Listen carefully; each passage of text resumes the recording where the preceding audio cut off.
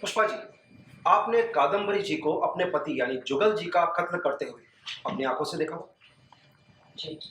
आपका कहना है कि आप वहां थी जब कादम्बरी जी ने अपनी बंदूक का ट्रिगर अपने हाथों से दबाया, गोली चली और सामने खड़े जुगल जी को लगी और उनकी मृत्यु हो गई।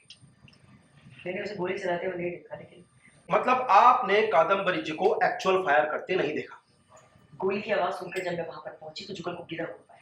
सामने कादम्बरी खड़ी थी और उसके हाथ में बंदूक थी। कादम्बरी के अलावा वहां पर कोई और नहीं था।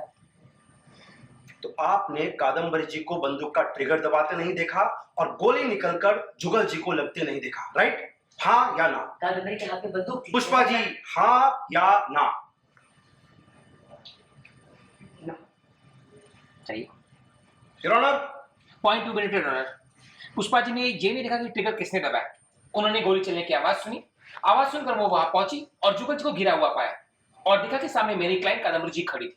उन्हें वहां देखकर पुष्पा जी ने मान लिया कि खून मेरी क्लाइंट ने किया था। दैट मीन्स पुष्पा जी तो छोड़िए, वहां कोई ऐसा कश्मीर गवाह नहीं था जिसने मेरी क्लाइंट को अपनी बंदूक से जुगल जी ने गोली चलाते हुए देखा हो।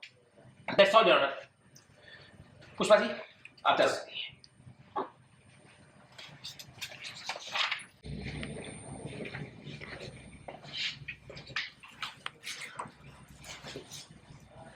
योर ऑनर, ये है विश्वनाथ का फोन जिस पर मैसेज आया था और ये है कॉल रिकॉर्ड्स और बैंक स्टेटमेंट।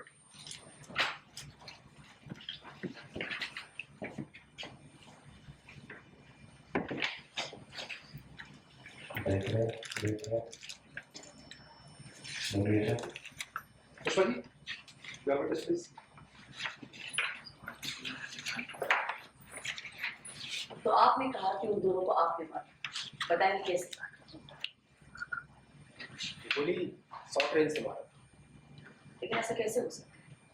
जुगल को जो गोली लगी वो कादम्बरी की बंदूक से निकली थी, उसी से उसकी मौत हुई थी। वही सबसे बड़ा प्रायश्चित हो।